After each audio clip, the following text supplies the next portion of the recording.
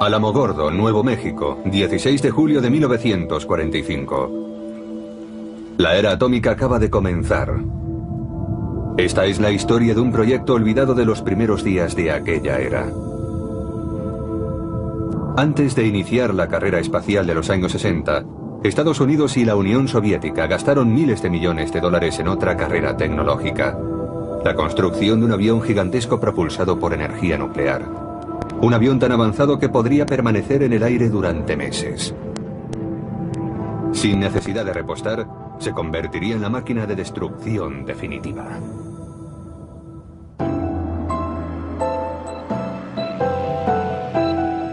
Aviones que nunca llegaron a volar. Episodio 3. El bombardero atómico. En la actualidad no se confía en la energía atómica, incluso se la teme. Pero justo después de la Segunda Guerra Mundial, las cosas eran diferentes. En Norteamérica la gente estaba cautivada por cierta manía nuclear. Se pensaba que pronto podría disponerse de una energía eléctrica tan barata que no merecería la pena poner contador. Habría coches, trenes, helicópteros y barcos propulsados por energía nuclear. La opinión general era muy favorable a la energía nuclear después de la guerra, e incluso durante los 20 años siguientes. Se decía que muy pronto estaría disponible y que sería casi gratuita. Se decían cosas como esa. Había quienes aseguraban que se podía utilizar para casi todo, especialmente para los transportes. Existía la idea totalmente disparatada, desde la perspectiva actual, de detonar bombas atómicas en los polos norte y sur para fundir el hielo y hacer que el clima mundial fuera más cálido. Y también habría aviones provistos de motores nucleares.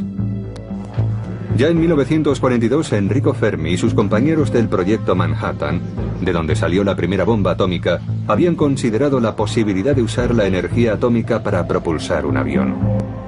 La gran ventaja de dicho avión es que su radio de acción sería casi ilimitado.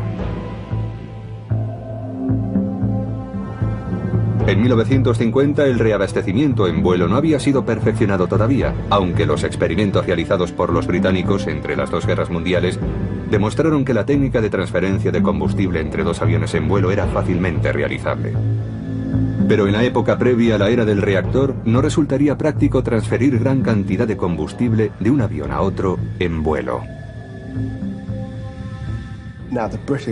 Los británicos realizaron algunos experimentos de reabastecimiento en vuelo antes de la guerra, pero comprobaron que no podían transferir grandes cantidades de combustible para aumentar el radio de acción del avión. Durante la Segunda Guerra Mundial no hubo reabastecimiento en vuelo. Los B-17 y B-24 norteamericanos que volaron sobre Alemania fueron derribados masivamente antes de que los cazas de escolta, debido a su corto radio de acción, pudieran escoltarlos. Solo cuando cazas como el Mustang estuvieron equipados con depósitos de combustible suplementarios, pudieron realizarse incursiones diurnas sobre Alemania sin sufrir grandes pérdidas. El radio de acción de los aviones fue una constante preocupación para los militares. En 1937 el Army Air Corps encargó a la Lockheed el P-38 Lightning, un caza-interceptor de gran radio de acción para operar principalmente sobre el Pacífico.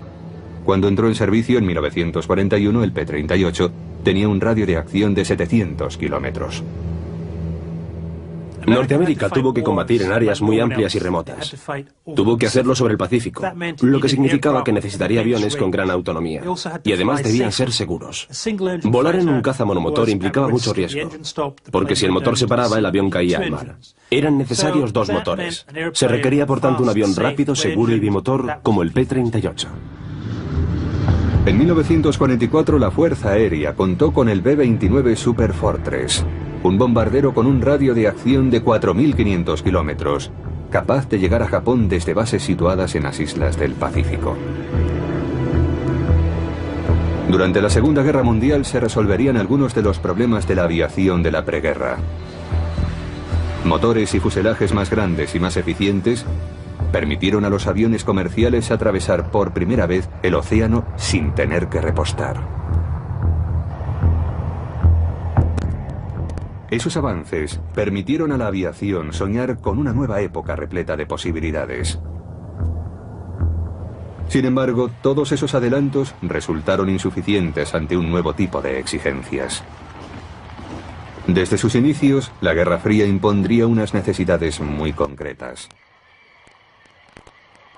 Estados Unidos necesitaba un bombardero que llegara hasta objetivos en el interior de la Rusia soviética. Un bombardero con un radio de acción de decenas de millares de kilómetros. La respuesta estaría en un nuevo tipo de motor.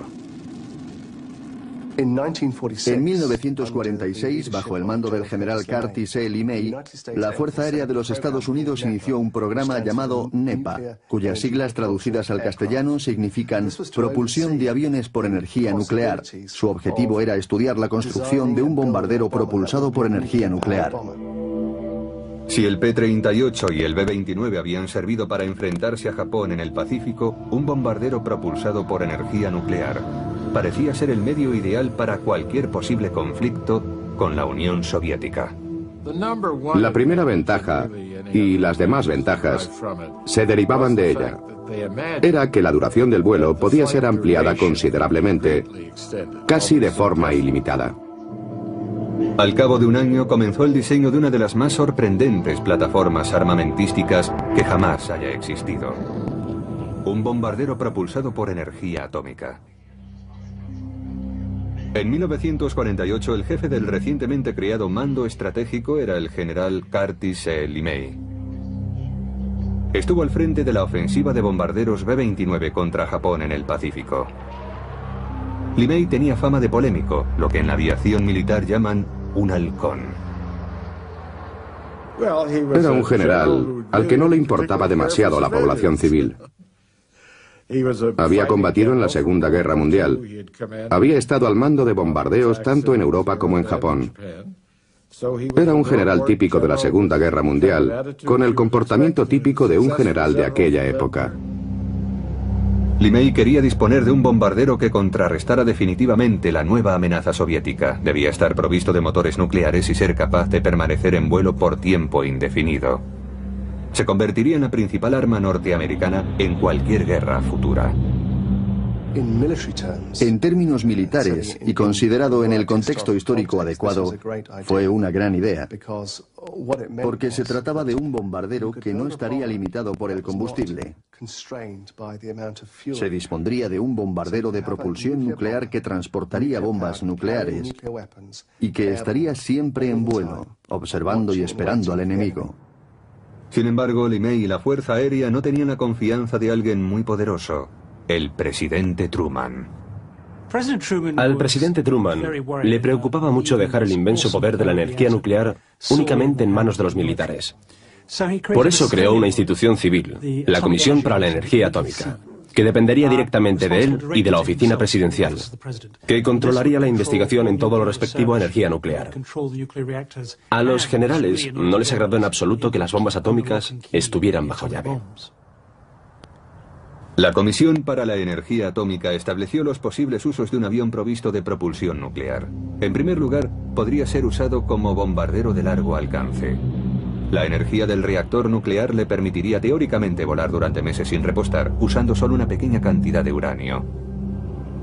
En segundo lugar, podría usarse como hidroavión. El equipo de académicos de la Universidad Tecnológica de Massachusetts, el MIT, favorito de la Comisión para la Energía Atómica, creyó que uno de los primeros aviones candidatos a usar la energía nuclear era el hidroavión de pasajeros. En aquellos días el tráfico aéreo de personas era poco usual y no había aeropuertos grandes. Por eso volar de puerto a puerto era buena idea.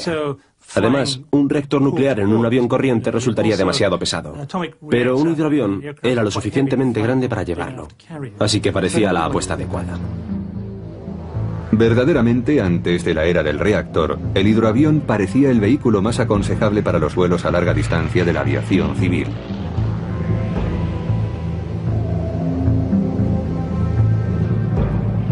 El diseño permitía llevar muchos pasajeros.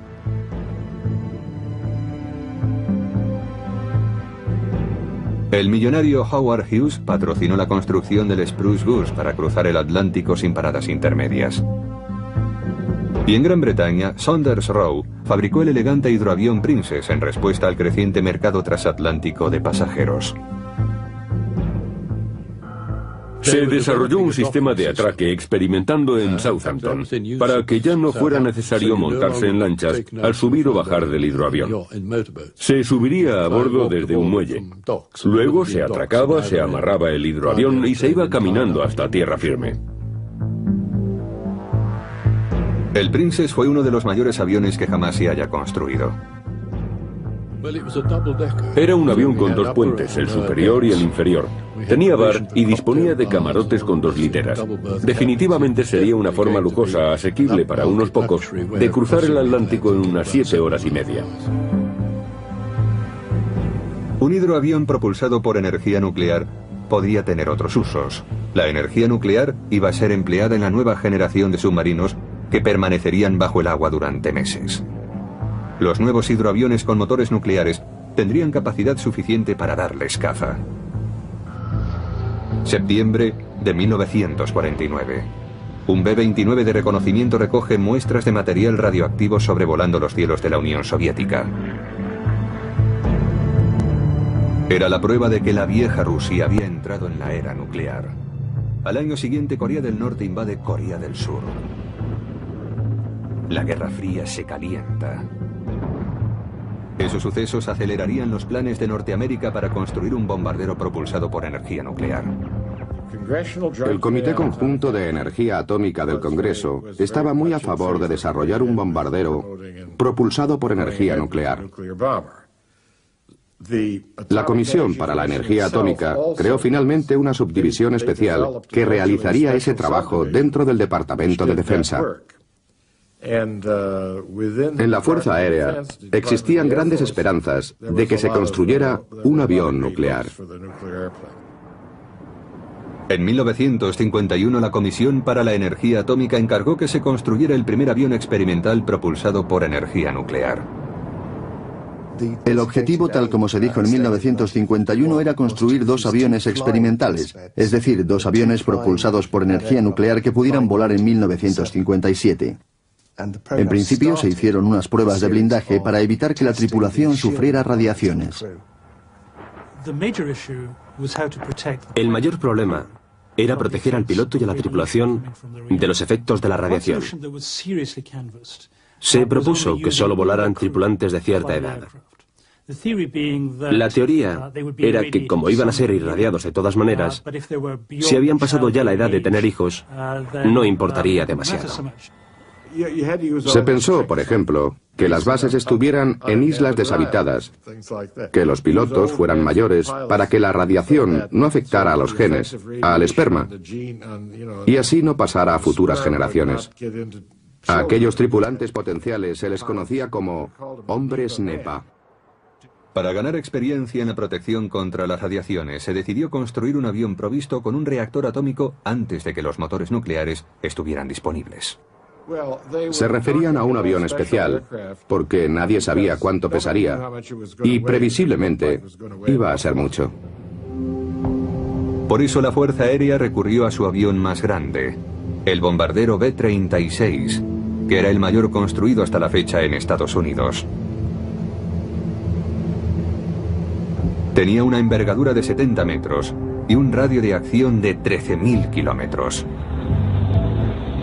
Al principio, el B-36 estaba propulsado por 6 motores de hélice convencionales, pero versiones posteriores incorporaron 4 reactores para alcanzar más velocidad y llevar mayor carga, condiciones que lo convirtieron en un avión célebre.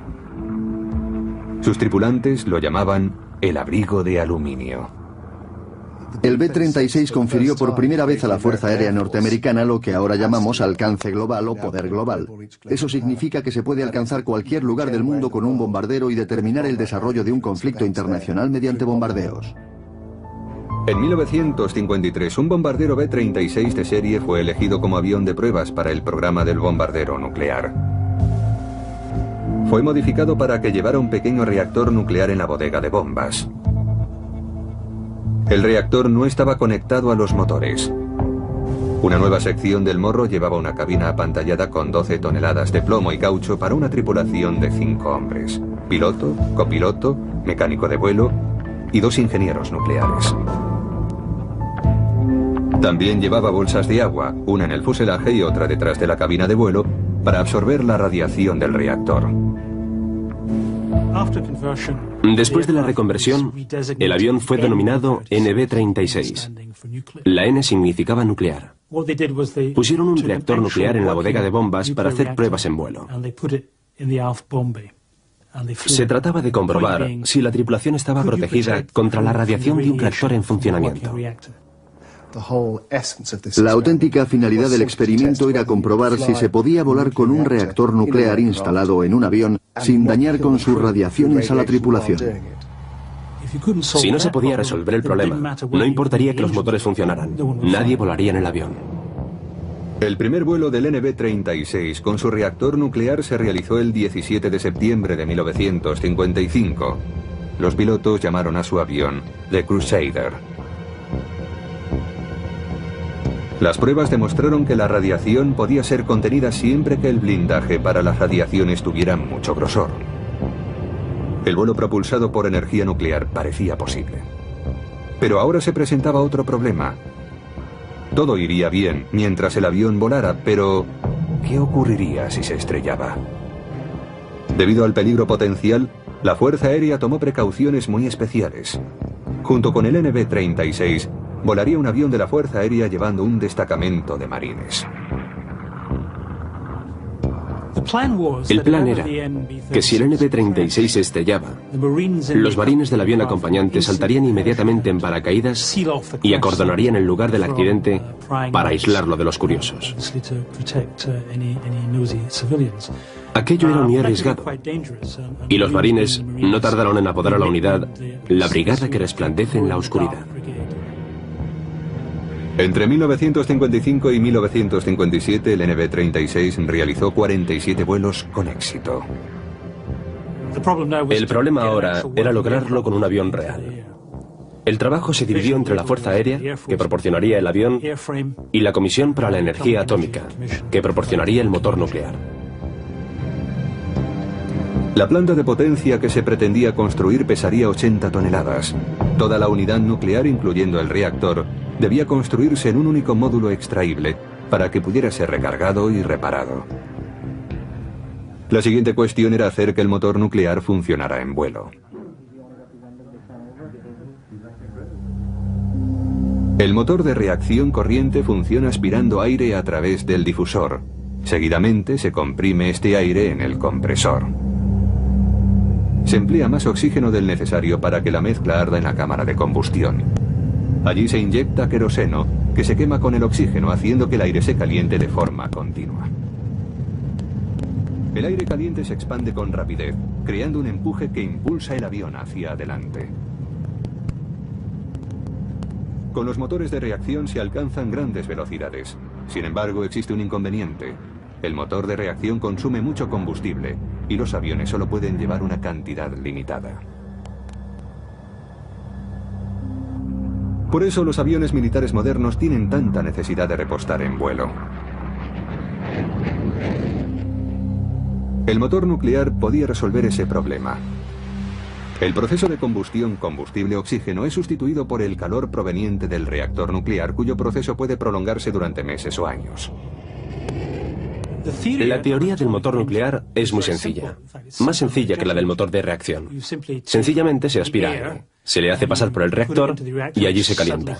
Ni siquiera necesita una reacción química para que se expanda. Luego sale por el otro extremo y empuja al avión. La teoría es sencilla, pero no la ingeniería requerida. Los científicos de la Comisión para la Energía Atómica propusieron dos formas distintas de construir un motor nuclear. Había dos aproximaciones principales a la propulsión nuclear de aviones. Una de ellas era la de reactores que no tenían más que agujeros longitudinales por los que pasaba el aire. El aire frío entra por un extremo, pasa por los pequeños orificios del reactor, se calienta y produce empuje por el otro extremo. La ventaja del empuje directo es que es más sencillo, casi no hay partes móviles. El aire entra en el reactor, pasa a través de él por muchos orificios pequeños y sale caliente. El principio es muy sencillo. Pero el llamado ciclo motor directo tenía un grave inconveniente. Lo malo del ciclo directo es que es muy fácil que el aire que pasa por el reactor se contamine. Tanto porque el blindaje para las radiaciones es muy débil, como porque al cabo del tiempo, con el calor y la presión, el escudo protector pueda rajarse y los materiales irradiados empiecen a salir fuera del núcleo del reactor. En ese caso, se estaría expulsando material contaminado. Eso condujo a los científicos de la Comisión para la Energía Atómica a proponer un segundo tipo de motor nuclear llamado de ciclo indirecto. La otra opción era que el reactor estuviera separado del sistema de propulsión, por supuesto dentro del avión. El reactor produce mucha energía en forma de calor, y esa energía es transferida a la unidad de propulsión, una especie de motor de reacción, mediante metales líquidos calentados. El ciclo indirecto tenía la ventaja de que el aire no pasaba por el reactor, con lo que se evitaba el problema de que pudieran salir materiales irradiados del avión. Lo único que se necesitaba era un fluido que circulara entre el aire y el reactor caliente. Alguna sustancia que pasara por el reactor, recogiera el calor y lo transfiriera al aire. Pero eso exigiría muchas conducciones y aumentaría el peso. Por lo tanto, resultaría perjudicial para el avión. Se disponía de dos modelos de motor nuclear distintos. El sistema directo, más sencillo pero también más peligroso, y el sistema indirecto, más seguro pero más complejo. En la carrera hacia la construcción del motor nuclear, la General Electric optó por el ciclo directo, más sencillo aunque potencialmente sucio. La Pratt & Whitney se decidió por el ciclo indirecto, más seguro, pero de ingeniería más compleja. Mientras las pruebas con el NB-36 proseguían y el trabajo de los motores nucleares estaba en marcha, el general LeMay y la Fuerza Aérea ideaban tácticas aplicadas a un auténtico bombardero nuclear. 2, 1, 0. En la década de los 50, la nueva tecnología de los misiles balísticos aún estaba en fase de desarrollo. Los cohetes no eran precisos todavía, y no se quería que los pilotos de la época se convirtieran en vigilantes de los hilos donde se guardaban los misiles. Muchas personas de la Fuerza Aérea, especialmente las mayores y más expertas, preferían cuidar los aviones y no tanto los misiles. Los aviones nucleares les parecieron entonces un enviado del cielo. La gran ventaja que vieron en esos aviones es que podían estar indefinidamente en el aire. Eso quería decir que su alcance podría ser el que se precisara. Permanecerían constantemente en su puesto, tanto para la defensa como para la observación. El nuevo bombardero nuclear tendría una forma muy distinta a la de sus predecesores. Se llamaría WS-125. Y su diseño y construcción fueron confiados a la Convair, fabricante del B-36. La Fuerza Aérea desarrolló muchas fórmulas administrativas para la clasificación de programas. WS quiere decir sencillamente sistema de armas, y todos ellos tenían un número. El WS-125 era el avión nuclear.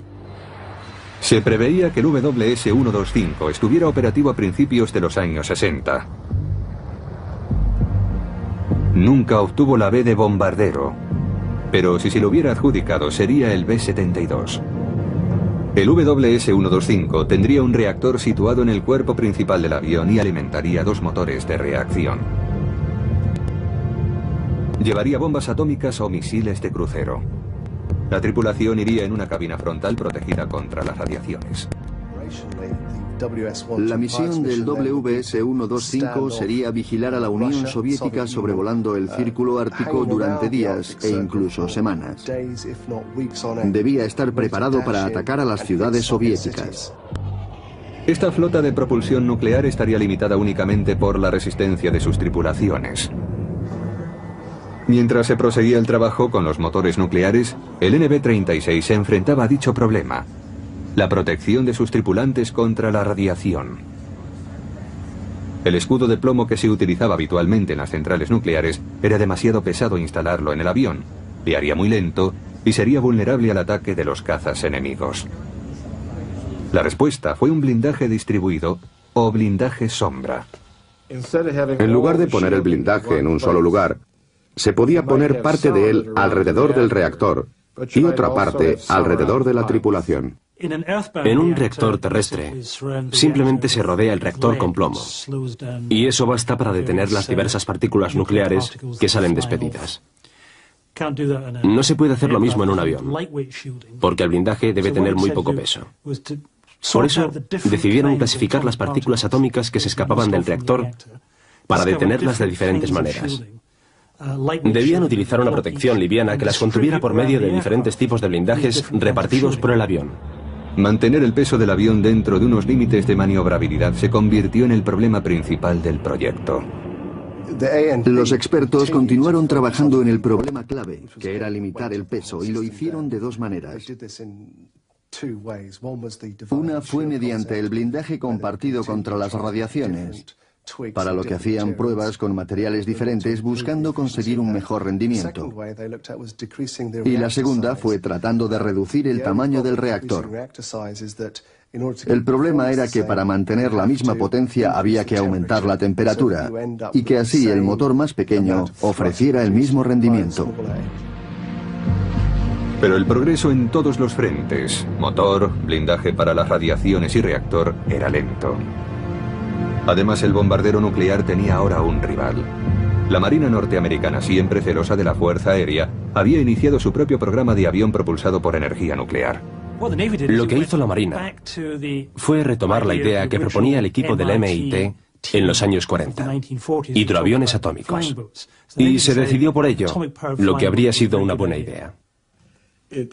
Si la Fuerza Aérea planeaba poner un reactor nuclear en un aparato, era raro que a nadie de la Marina se le ocurriera ponerlo en un aparato diferente. La Marina quería una versión nuclear del Martin Seamaster, el primer hidroavión de reacción del mundo.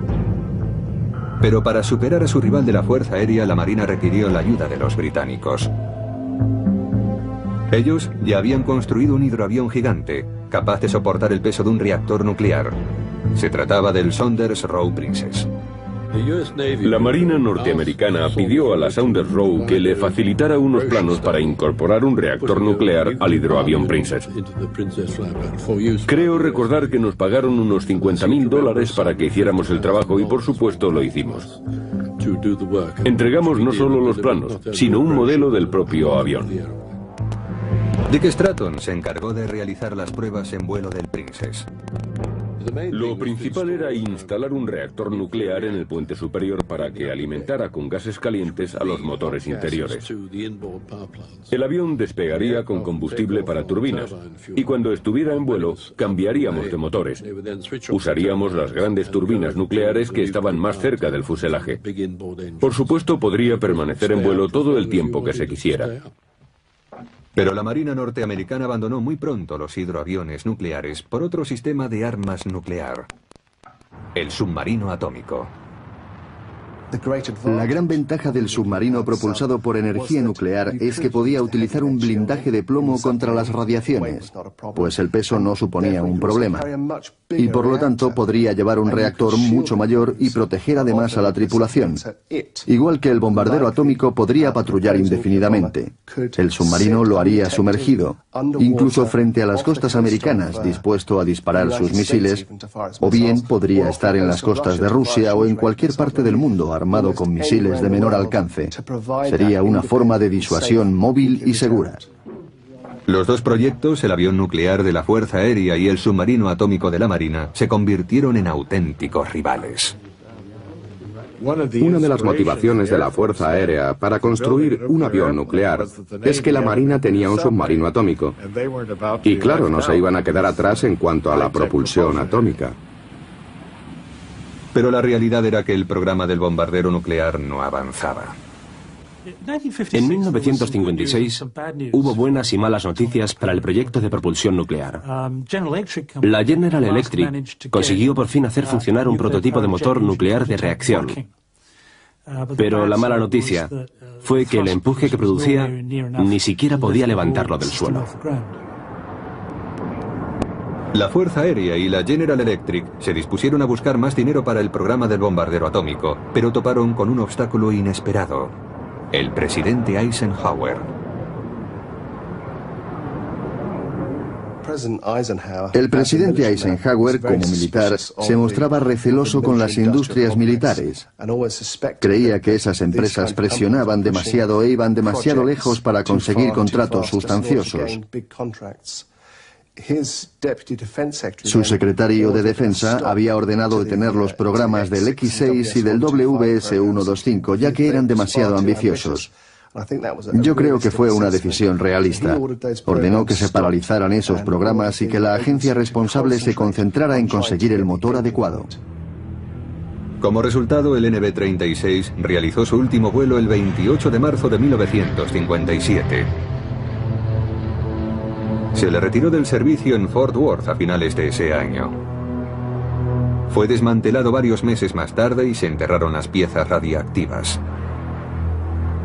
Parecía que el proyecto del avión propulsado por energía nuclear había llegado a su fin.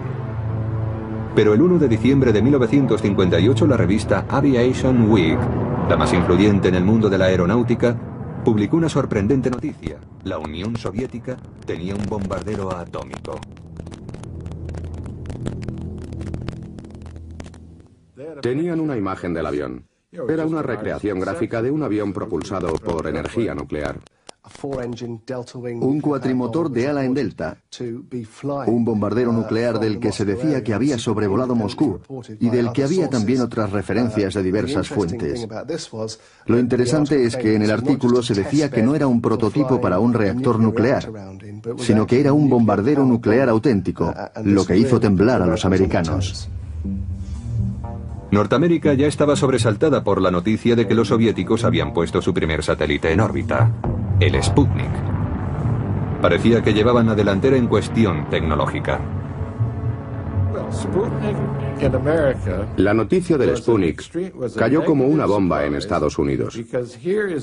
Era un éxito tecnológico de esos retrógrados rusos comunistas. Lo que la gente pensaba entonces era: algo malo pasa en América. Y quien hace que el país vaya mal es gente como Eisenhower, que no tiene la suficiente imaginación para enfrentarse a las grandes ideas. Y eso tiene que acabar. Por este motivo, se presionó terriblemente al gobierno para que promocionara proyectos que respondieran al Sputnik. Había que lograrlo de cualquier modo. Uno de esos modos era retomando el proyecto de avión propulsado por energía nuclear. La Fuerza Aérea y algunos políticos lanzaron una campaña para reactivar el WS-125. Se desataron auténticas pasiones en favor del avión nuclear. Y un demócrata de Pensilvania llamado Dan Flood publicó un artículo en Aviation Week que venía a decir: os habéis dormido otra vez frente al botón. Melvin Price, presidente del Subcomité de Energía Atómica del Congreso, dijo que los rusos estaban de 3 a 5 años por delante de los americanos en cuanto a propulsión nuclear de aviones, y pidió que se hiciera algo para acortar la distancia y ponerse a la misma altura. Recuerdo una reunión secreta que mantuvimos con un comité del Senado encargado de asuntos militares. En referencia al famoso artículo de Aviation Week, nos dijeron: ¿por qué no hacéis algo al respecto? ¿No os dais cuenta de la importancia que tiene? Pero yo sabía lo suficiente acerca de la tecnología soviética para tomar la noticia en serio. Sabía que era una meta muy difícil de alcanzar. Nosotros no pudimos. Y por supuesto, ellos tampoco. La Unión Soviética llevaba trabajando muchos años en varios proyectos de aviones nucleares. Fue un proyecto descabellado que desarrollaron a principios de los años 50. Se trataba de un hidroavión que pesaba 1000 toneladas. El verdadero objetivo de los soviéticos era mantenerse a la altura de los americanos y construir su propia versión de un bombardero propulsado por energía nuclear. Los soviéticos ya disponían de un bombardero con un amplio radio de acción. En Occidente fue conocido con el nombre en código de la OTAN, Bear. Pero el Bear era demasiado lento para esquivar las defensas norteamericanas, equipadas con nuevos misiles e interceptores. Además, parecía que la Unión Soviética estaba desarrollando un bombardero nuclear como alternativa. Se llamó M-50. La OTAN lo llamó Bounder. ¿Aventajarían los soviéticos a los norteamericanos en el campo de los aviones nucleares? Los investigadores soviéticos en esta materia estaban a la par que los americanos. Tenían que enfrentarse a los mismos problemas: el peso del reactor y el blindaje para las radiaciones, y llegaron al mismo tipo de soluciones. Los soviéticos adoptaron también la solución del blindaje distribuido contra las radiaciones. Curiosamente, el tamaño del reactor que proyectaban era muy similar al de los americanos. Pesaba 80 toneladas. Las noticias de los avances soviéticos con los aviones atómicos, junto con el éxito del Sputnik, cambió el rumbo de la política norteamericana. La Corporación de Energía Atómica, el Departamento de Defensa, varios dirigentes del mismo y la Fuerza Aérea utilizaron toda su influencia para conseguir que se reanudara el programa del bombardero nuclear. Se trataba de recuperar el prestigio y amortizar las inversiones anteriores. Pretendían que el presidente les apoyara y que el avión estuviera listo a principios de los años 60. El presidente Eisenhower asignó más presupuesto al proyecto, pero seguía mostrándose receloso y puso el programa en manos de alguien en quien podía confiar. En aquel tiempo yo tenía bastantes dudas acerca del proyecto. Su objetivo era razonable, o sea, un avión que volara indefinidamente. Pero las dudas surgían por tres motivos diferentes. Los tres muy relacionados entre sí. Uno es que los aviones se estrellan, y la idea de volar con un reactor que podría estrellarse en cualquier parte no es algo aceptable. El segundo se refiere al motor de ciclo directo, de calor directo.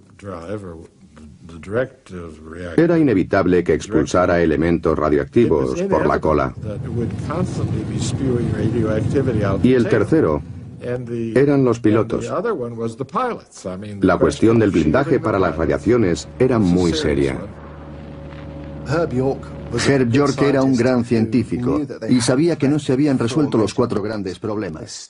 No habían desarrollado un motor con el suficiente empuje para que el avión despegara. No habían resuelto la cuestión del blindaje contra las radiaciones. El motor de ciclo directo era todavía demasiado sucio y la tecnología de ciclo indirecto estaba sencillamente poco avanzada. Apoyado por Eisenhower, York aportó nuevas ideas al proyecto. Canceló algunos avances en la estructura por considerarlos prematuros. El trabajo se concentró en conseguir un motor funcional a toda prueba. Finalmente se lograron progresos. General Electric tuvo éxito en varios experimentos usando el ciclo directo. El motor llegó a funcionar con eficacia mediante energía nuclear. La General Electric pudo conseguir finalmente que el motor de ciclo directo funcionara con normalidad. Aunque el concepto quedó demostrado, el caso es que todavía no habían resuelto el problema del peso. El avión no lograba despegar. Mientras General Electric trabajaba en el motor atómico de ciclo directo, Pratt & Whitney seguía trabajando en el de ciclo indirecto. El Dr. York creía que el motor de ciclo indirecto ofrecía mayores garantías para evitar las peligrosas fugas radioactivas. Incluso con todo este esfuerzo de investigación en busca de un motor, hasta 1959 el progreso real había sido muy lento y no se tenía todavía un prototipo funcional. En 1960 el panorama político cambió de nuevo. Kennedy fue elegido presidente de los Estados Unidos, venciendo al que fuera vicepresidente de Eisenhower, Richard Nixon. Kennedy había acusado a la administración republicana de Eisenhower de permitir que la Unión Soviética adelantara a Norteamérica en el campo tecnológico y militar. ¿Reanudaría Kennedy el proyecto del WS-125? Durante la campaña por la presidencia, Kennedy acusó a Eisenhower de permitir que América fuera por detrás de Rusia en el campo militar. Acusó a Eisenhower de lo que denominó el lapso de los misiles. Rusia disponía de más misiles que América y con los bombarderos había también otro lapso similar. Pero al acceder a su nuevo cargo, Kennedy descubrió otro secreto de Eisenhower. Durante los últimos meses de su legislatura, había declarado confidenciales las noticias acerca de los avances militares soviéticos. El nuevo avión espía U-2 y los primeros satélites de reconocimiento norteamericanos habían descubierto el estado real de las fuerzas soviéticas. Cuando Kennedy llegó a la Casa Blanca, sufrió un verdadero shock. No existía tal lapso de bombarderos. Más bien parecía que la Unión Soviética no disponía de ningún bombardero operativo, no existía el lapso de los misiles, y lo que es peor, parece que no tenían ningún bombardero propulsado por energía nuclear. Es posible que nunca existiera. La noticia lanzada por Aviation Week acerca del avión soviético propulsado por energía nuclear había sido una farsa. Nunca existió un bombardero nuclear. Existió el Bounder, aunque solo construyeron un ejemplar. Pero el M-50 Bounder estaba propulsado por motores de reacción normales y no era un avión muy eficiente. Al saberlo, se canceló el proyecto del bombardero nuclear americano y también cualquier posibilidad de resucitar el WS-125. Todo lo que quedó cuando llegó a la presidencia fue la investigación y el desarrollo del motor indirecto, el de metal líquido. Ya no se volvió a hablar del avión. Cuando Kennedy llegó a presidente, canceló el 95% del programa. El proyecto del bombardero atómico fue finalmente cancelado en marzo de 1961, solo un mes después de que Kennedy entrara en la Casa Blanca. Lo sorprendente es que justo cuando Kennedy canceló el programa del MIT, se estaban consiguiendo avances en lo referente a los materiales de reactor. Dichos avances permitían luego la construcción de motores ligeros que serían utilizados en los vuelos espaciales. Hoy en día, si se quisiera construir un motor nuclear para un avión, probablemente se conseguiría, dada la tecnología de que se dispone. El avión nuclear fue superado por los acontecimientos. Los submarinos nucleares Polaris de la Marina entraron en servicio y Estados Unidos dispuso de misiles balísticos con amplio radio de acción y gran precisión. El bombardero tripulado, independientemente de su planta de potencia, se había hecho vulnerable a los misiles antiaéreos. El sueño americano del vuelo nuclear había fracasado. Pero la historia del bombardero propulsado por energía nuclear tenía todavía un secreto que revelar. El mayor de todos. A principios de los años 90 se supo que la Unión Soviética construyó un avión propulsado por energía nuclear que voló en el año 61. Todo Occidente se quedó perplejo cuando cayó el telón de acero. Y se descubrió que efectivamente los rusos habían construido un avión propulsado por energía nuclear. Voló 40 veces, pero eso fue en los años 60, y sencillamente no protegieron a la tripulación. Khrushchev estaba tan preocupado con los avances americanos en la construcción de un bombardero atómico que exigió que se construyera uno. Lo cierto es que solo se trataba de rivalizar con los estadounidenses. Construyeron un motor de ciclo directo rudimentario, con un blindaje muy básico que no protegía de la radiación a los tripulantes, y además el avión inundaba el entorno de residuos radioactivos mientras volaba. Los soviéticos eligieron el Bear como avión de pruebas. Estaba propulsado con 2 turbohélices convencionales, pero también llevaba 2 motores de reacción de ciclo directo, alimentados por un reactor instalado en el fuselaje. Se realizaron unos 40 vuelos con aquellos motores entre 1961 y 1969. El piloto de pruebas fue Gurionov. He tenido acceso a una carta del piloto de pruebas Gurionov en la que dice: todos padecimos la radiación, pero la ignoramos. De las 2 tripulaciones completas, solo 3 hombres sobrevivimos. De entre los fallecidos, el primero en morir, un joven técnico, solo vivió 3 años después de los vuelos.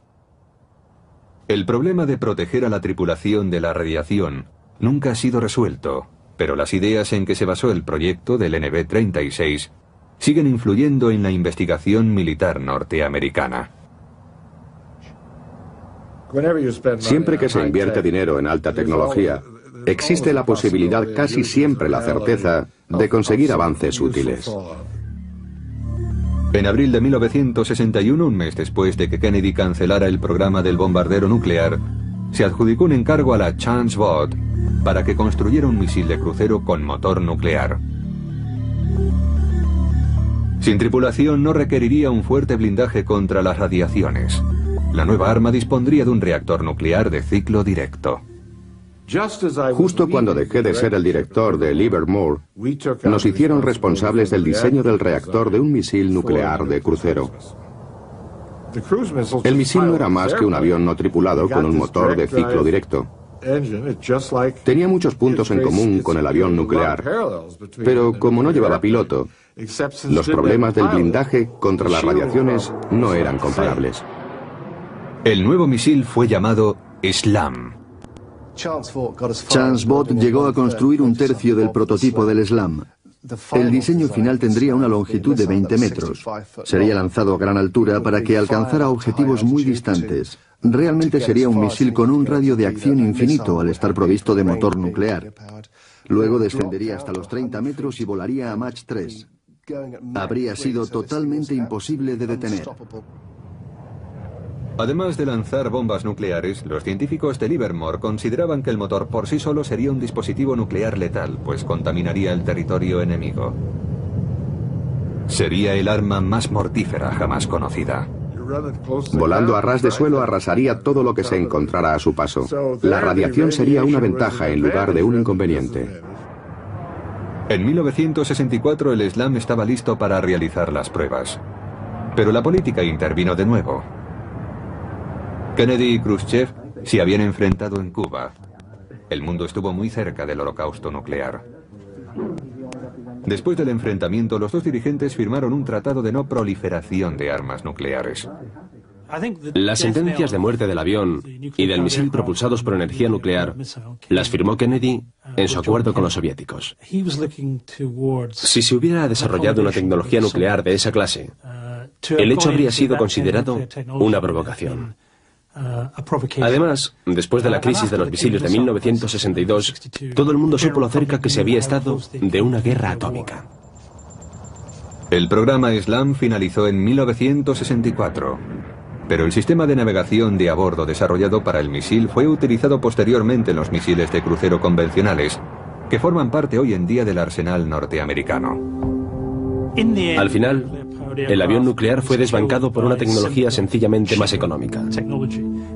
Los avances que permiten repostar en vuelo con garantías, algo normal hoy en día, hicieron innecesario el vuelo permanente.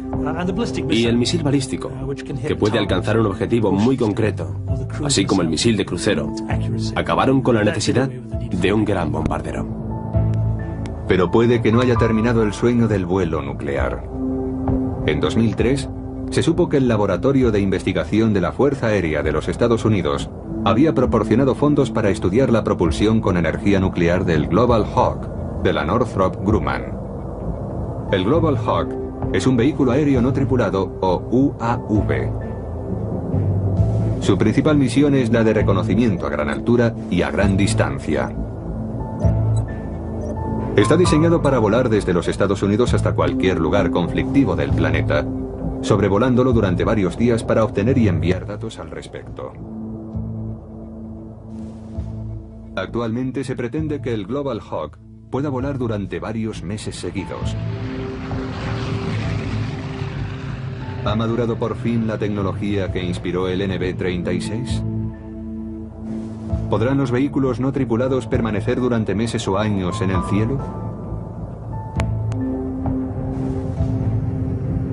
Ese era el objetivo prioritario del bombardero nuclear original, el WS-125. Uno de los aviones que nunca llegaron a volar.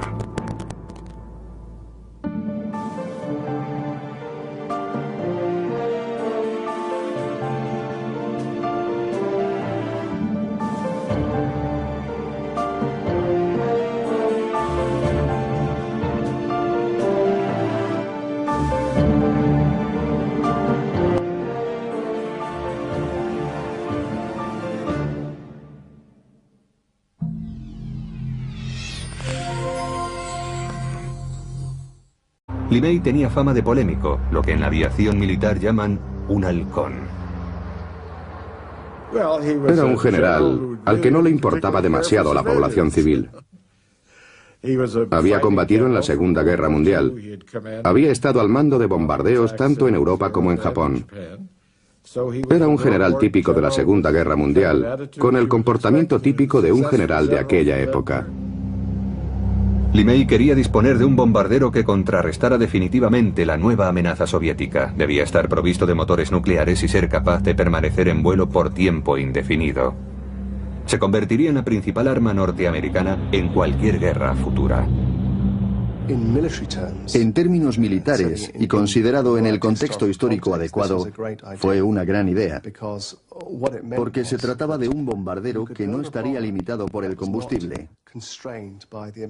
Se dispondría de un bombardero de propulsión nuclear que transportaría bombas nucleares y que estaría siempre en vuelo, observando y esperando al enemigo. Sin embargo, LeMay y la Fuerza Aérea no tenían la confianza de alguien muy poderoso: el presidente Truman.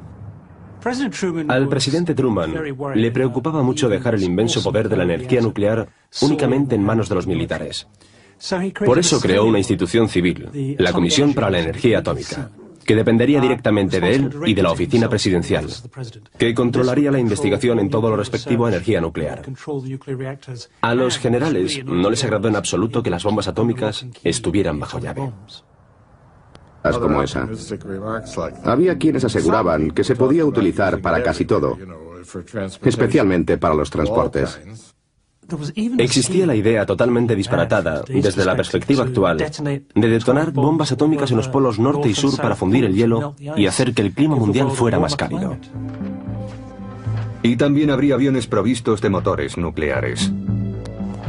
Ya en 1942, Enrico Fermi y sus compañeros del Proyecto Manhattan, de donde salió la primera bomba atómica, habían considerado la posibilidad de usar la energía atómica para propulsar un avión. La gran ventaja de dicho avión es que su radio de acción sería casi ilimitado. En 1950 el reabastecimiento en vuelo no había sido perfeccionado todavía, aunque los experimentos realizados por los británicos entre las dos guerras mundiales demostraron que la técnica de transferencia de combustible entre dos aviones en vuelo era fácilmente realizable. Pero en la época previa a la era del reactor no resultaría práctico transferir gran cantidad de combustible de un avión a otro en vuelo. Los británicos realizaron algunos experimentos de reabastecimiento en vuelo antes de la guerra, pero comprobaron que no podían transferir grandes cantidades de combustible para aumentar el radio de acción del avión. Durante la Segunda Guerra Mundial no hubo reabastecimiento en vuelo. Los B-17 y B-24 norteamericanos que volaron sobre Alemania fueron derribados masivamente antes de que los cazas de escolta, debido a su corto radio de acción, pudieran escoltarlos. Solo cuando cazas como Alamogordo, Nuevo México, 16 de julio de 1945. La era atómica acaba de comenzar. Esta es la historia de un proyecto olvidado de los primeros días de aquella era. Antes de iniciar la carrera espacial de los años 60, Estados Unidos y la Unión Soviética gastaron miles de millones de dólares en otra carrera tecnológica: la construcción de un avión gigantesco propulsado por energía nuclear. Un avión tan avanzado que podría permanecer en el aire durante meses. Sin necesidad de repostar, se convertiría en la máquina de destrucción definitiva.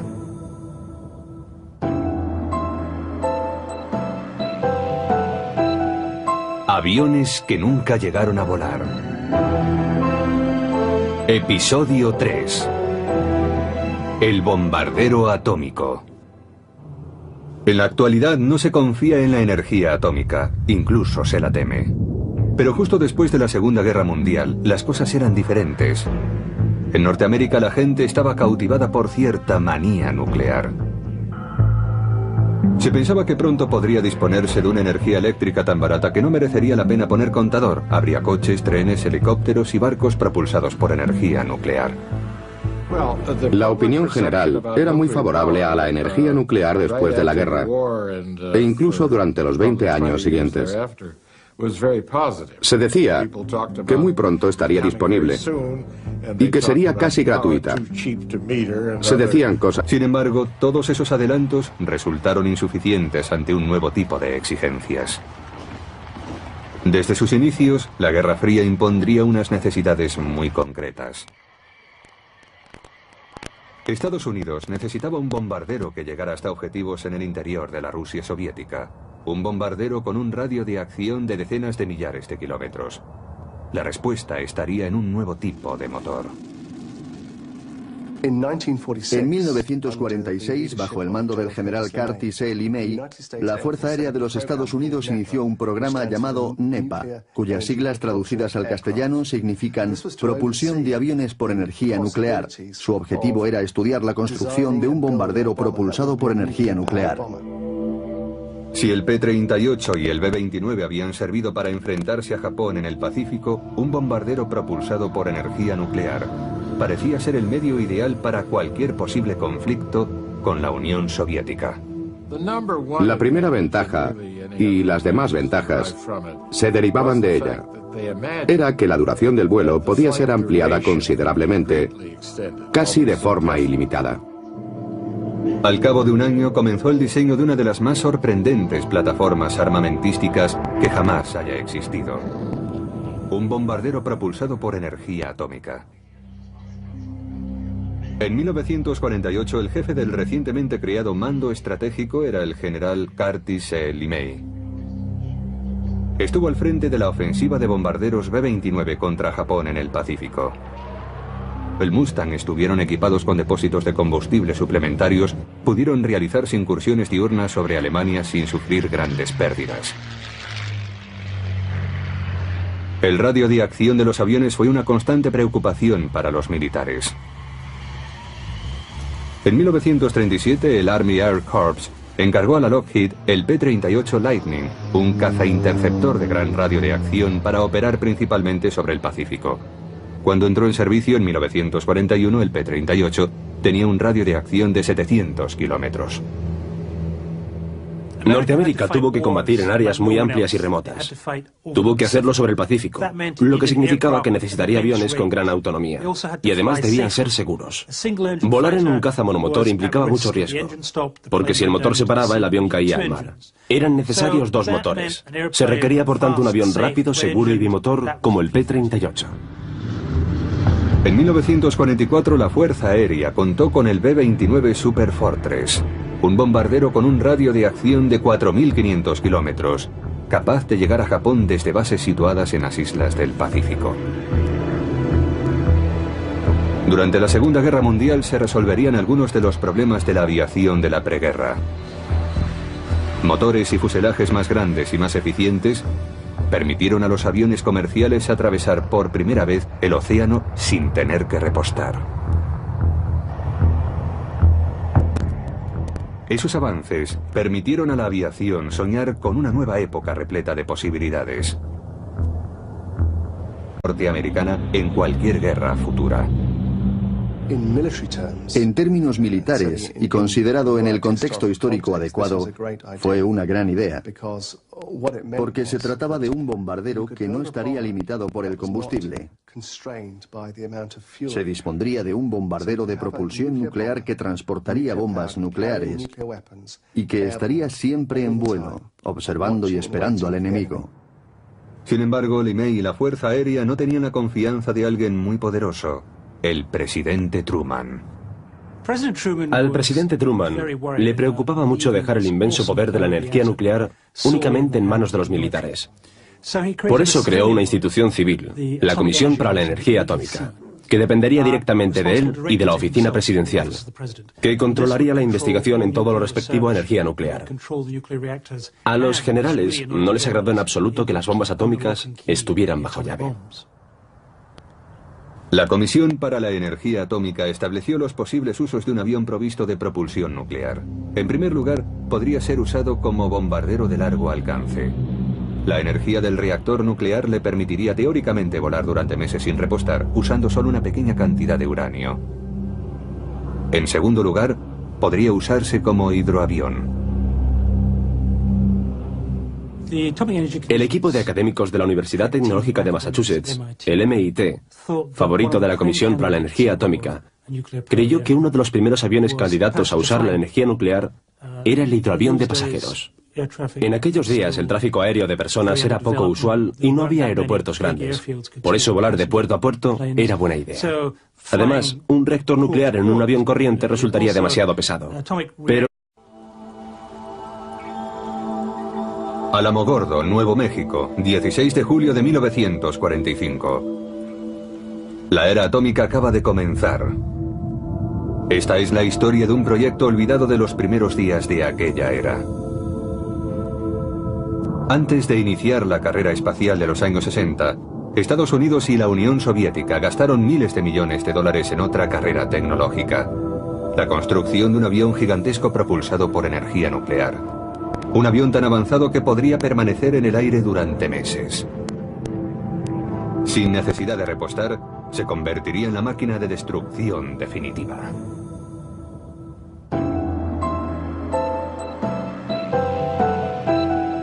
Aviones que nunca llegaron a volar. Episodio 3. El bombardero atómico. En la actualidad no se confía en la energía atómica, incluso se la teme. Pero justo después de la Segunda Guerra Mundial, las cosas eran diferentes. En Norteamérica la gente estaba cautivada por cierta manía nuclear. Se pensaba que pronto podría disponerse de una energía eléctrica tan barata que no merecería la pena poner contador. Habría coches, trenes, helicópteros y barcos propulsados por energía nuclear. La opinión general era muy favorable a la energía nuclear después de la guerra, e incluso durante los 20 años siguientes. Se decía que muy pronto estaría disponible y que sería casi gratuita. Se decían cosas como esa. Había quienes aseguraban que se podía utilizar para casi todo, especialmente para los transportes. existía la idea. Encargó a la Lockheed el P-38 Lightning, un caza-interceptor de gran radio de acción para operar principalmente sobre el Pacífico. Cuando entró en servicio en 1941, el P-38 tenía un radio de acción de 700 kilómetros. Norteamérica tuvo que combatir en áreas muy amplias y remotas. Tuvo que hacerlo sobre el Pacífico, lo que significaba que necesitaría aviones con gran autonomía. Y además debían ser seguros. Volar en un caza monomotor implicaba mucho riesgo, porque si el motor se paraba, el avión caía al mar. Eran necesarios dos motores. Se requería, por tanto, un avión rápido, seguro y bimotor como el P-38. En 1944 la Fuerza Aérea contó con el B-29 Super Fortress, un bombardero con un radio de acción de 4.500 kilómetros, capaz de llegar a Japón desde bases situadas en las islas del Pacífico. Durante la Segunda Guerra Mundial se resolverían algunos de los problemas de la aviación de la preguerra. Motores y fuselajes más grandes y más eficientes permitieron a los aviones comerciales atravesar por primera vez el océano sin tener que repostar. Esos avances permitieron a la aviación soñar con una nueva época repleta de posibilidades. Sin embargo, todos esos adelantos resultaron insuficientes ante un nuevo tipo de exigencias. Desde sus inicios, la Guerra Fría impondría unas necesidades muy concretas. Estados Unidos necesitaba un bombardero que llegara hasta objetivos en el interior de la Rusia soviética. Un bombardero con un radio de acción de decenas de millares de kilómetros. La respuesta estaría en un nuevo tipo de motor. En 1946, Totalmente disparatada, desde la perspectiva actual, de detonar bombas atómicas en los polos norte y sur para fundir el hielo y hacer que el clima mundial fuera más cálido. Y también habría aviones provistos de motores nucleares. Ya en 1942, Enrico Fermi y sus compañeros del proyecto Manhattan, de donde salió la primera bomba atómica, habían considerado la posibilidad de usar la energía atómica para propulsar un avión. La gran ventaja de dicho avión es que su radio de acción sería casi ilimitado. En 1950 el reabastecimiento en vuelo no había sido perfeccionado todavía, aunque los experimentos realizados por los británicos entre las dos guerras mundiales demostraron que la técnica de transferencia de combustible entre dos aviones en vuelo era fácilmente realizable. Pero en la época previa a la era del reactor no resultaría práctico transferir gran cantidad de combustible de un avión a otro en vuelo.